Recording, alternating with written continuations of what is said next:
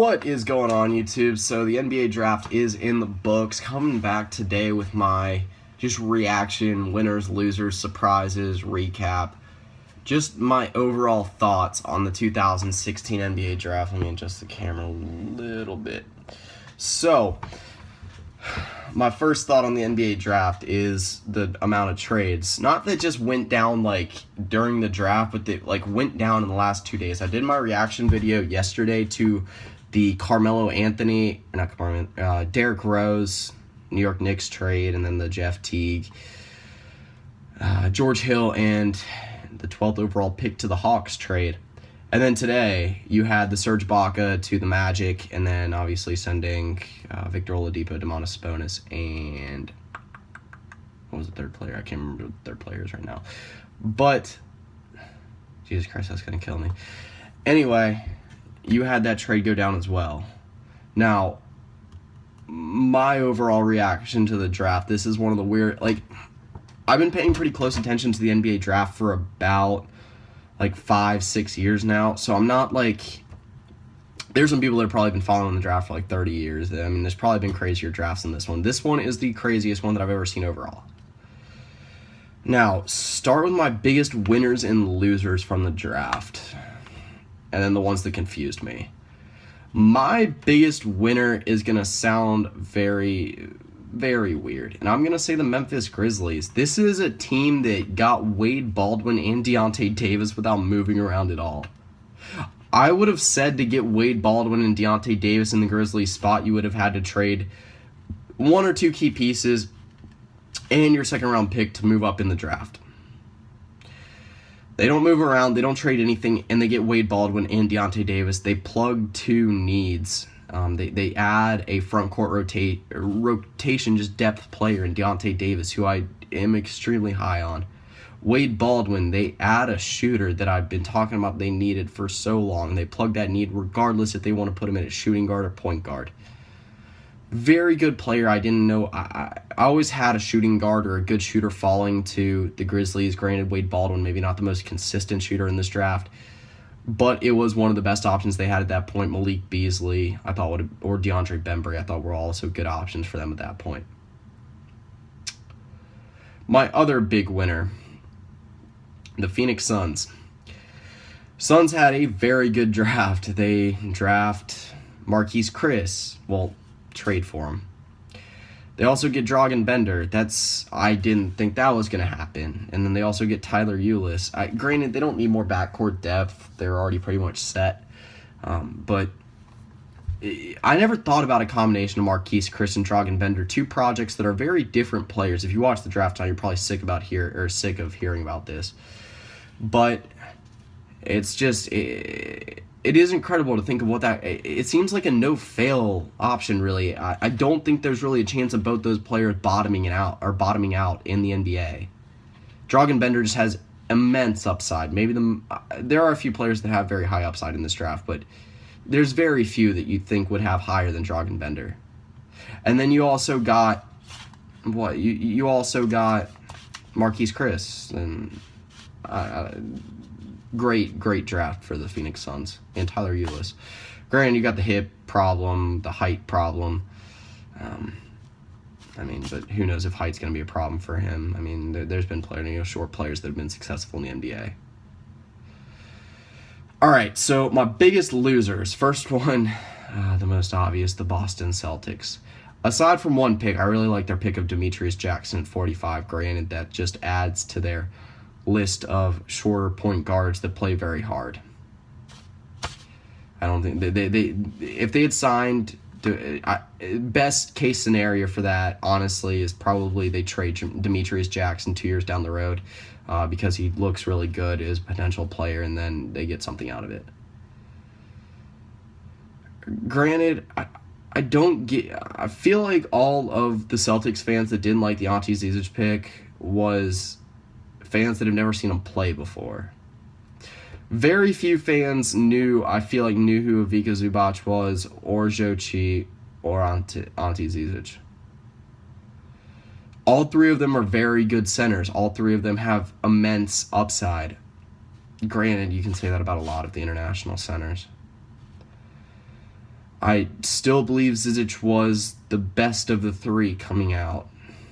Just NBA ready. Zubac, I believe, can fill the best. I believe I said this in all my mock drafts. I feel like Zubac would fill the best role right now. Zizic is the most NBA ready. Will be the best right now, and then Zhou Qi has the highest upside overall. So all three of them in my mind were somewhat equal.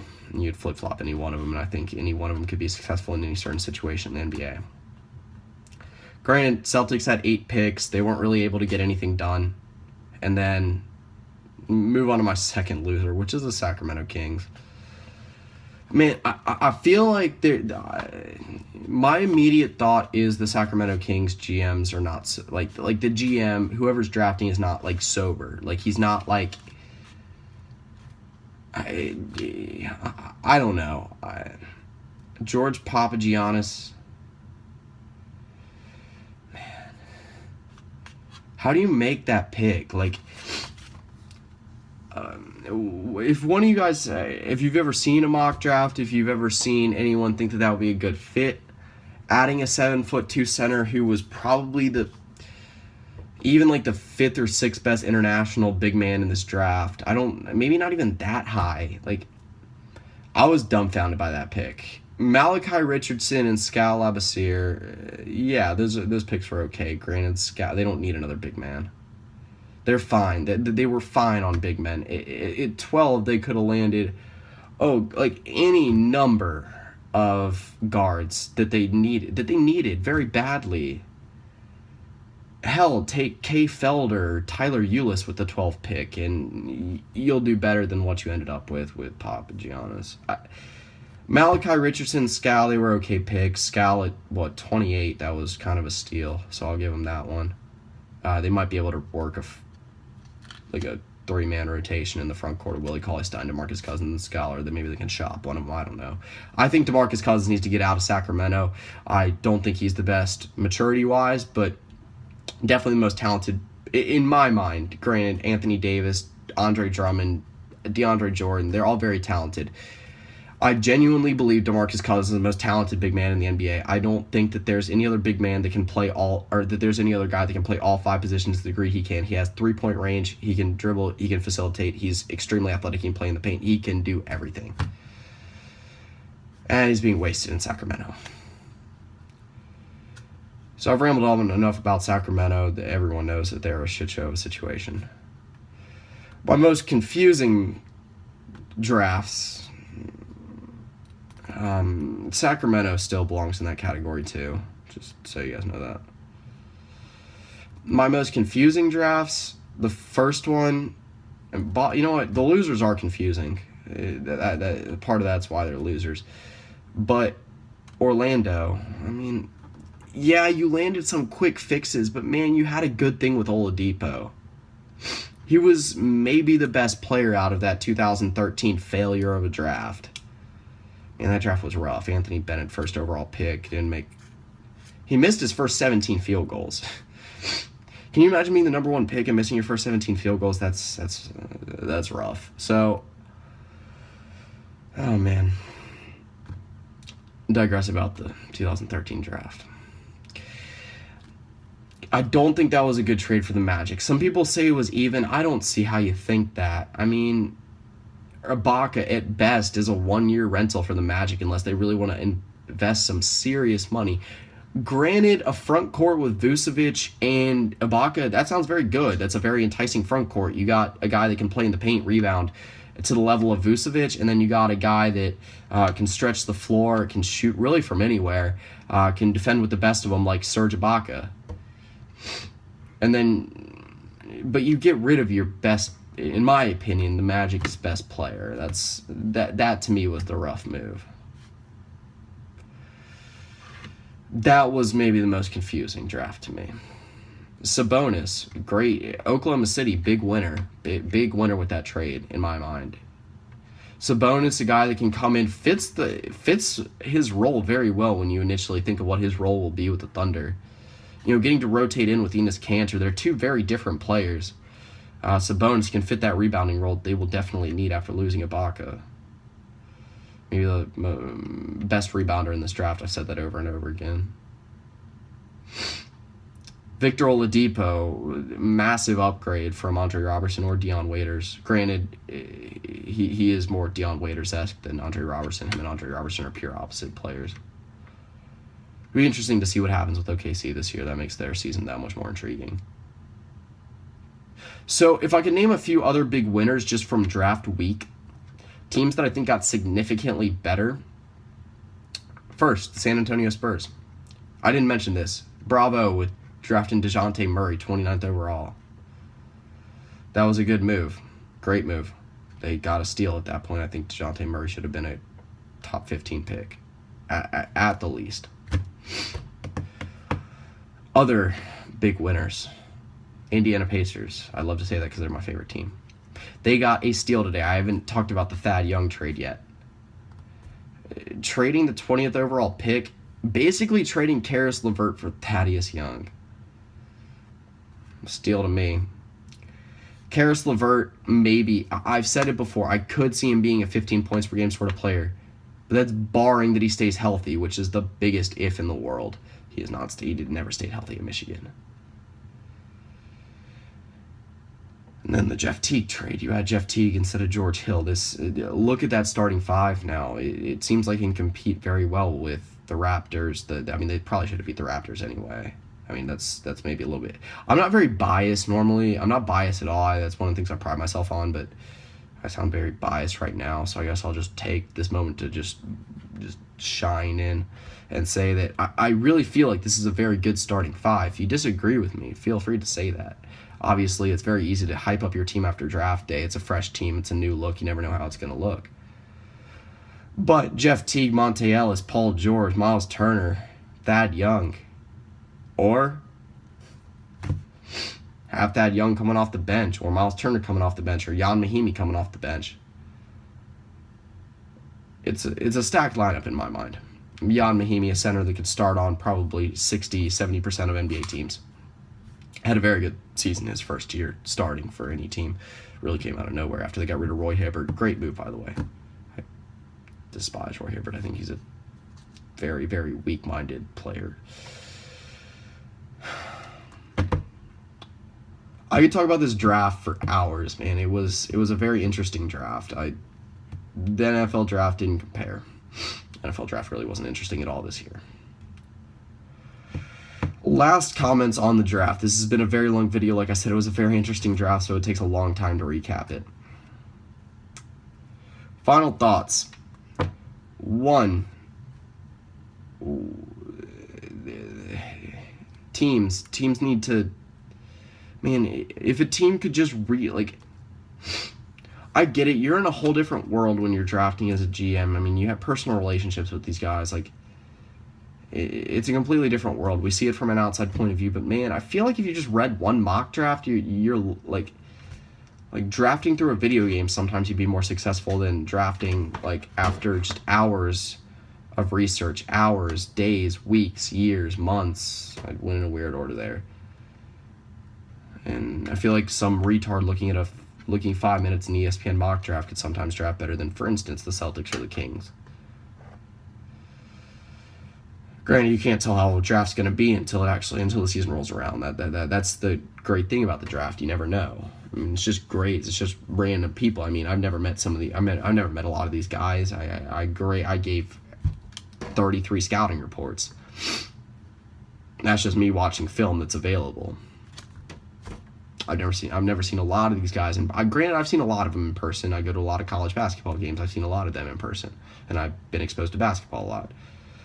But I've never seen Ben Simmons play in person. I've never seen Jamal Murray play in person. 2 examples of scouting reports I did very in depth, and again, you never know how they're going to turn out. Final thought on this year's draft. Like I said, I've never seen this big of shakeup in an NBA draft. When you're talking about the combination of trades and draft, the teams I think that were impacted the most by this draft, and I pray when I say this that they are impacted, won the Philadelphia 76ers. Like, I didn't mention them as big winners because I thought it was obvious, because you had the number 1 overall pick. I don't really ever consider the number 1 overall pick a big winner, because you're already a winner when you got the number 1 overall pick. The worst you can do is be a loser. I feel like adding Timothy Luwawu, Furkan Korkmaz, at 24 and 26, bravo, by the way. I thought Korkmaz was for sure a lottery pick. Luwawu, I thought, could be a lottery pick as well. He was a very good player. I feel like you're ready. Please make that fucking push. Please just go play basketball. Stop trying to... I mean, your front court might be the most loaded front court in the NBA now. You got Nerlens Noel, Jahlil Okafor, Joel Embiid, and Ben Simmons in your front court. Go for it. Play. Trade one of them. Land a point guard.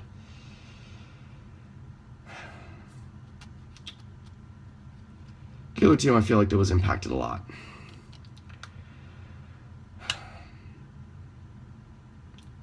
Like I said, the Boston Celtics.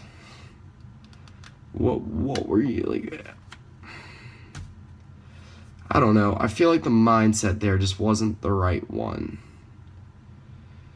Taking Jaylen, I love Jaylen Brown, man, but he's not going to fit in well with your team. I don't think so. I'm going to say this, I might be eating my words. A lot of my predictions go awry, but it happens. I feel like if I can predict anything, though, will be that this draft, while it could have vastly helped out the Celtics, it actually might have done the opposite. And then the last team that I think was heavily affected in this draft, the Minnesota Timberwolves. You did exactly what I thought you should have done in this draft, which is great. It's fantastic. I think it's going to help you out immensely. You added Chris Dunn with the 5th overall pick.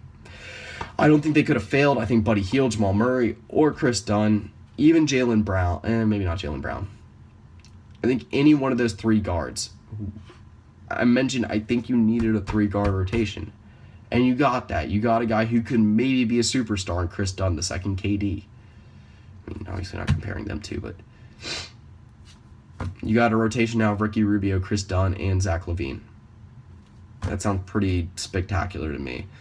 You add that to a front court of Andrew Wiggins, Gorgie Jang, and Karl Anthony Towns, and now you've got a playoff contender. Congratulations. I'm not saying that sarcastically, like really, it was a very good move. Alright, so that wraps up a very, very, very long NBA draft recap video, and one that I hope gets a lot of interaction. I really want to hear what you guys' thoughts were on this NBA draft. It was a very fun one to watch, it was a very fun one to follow, and it was very surprising all at the same time. So that's pretty much it. So yeah.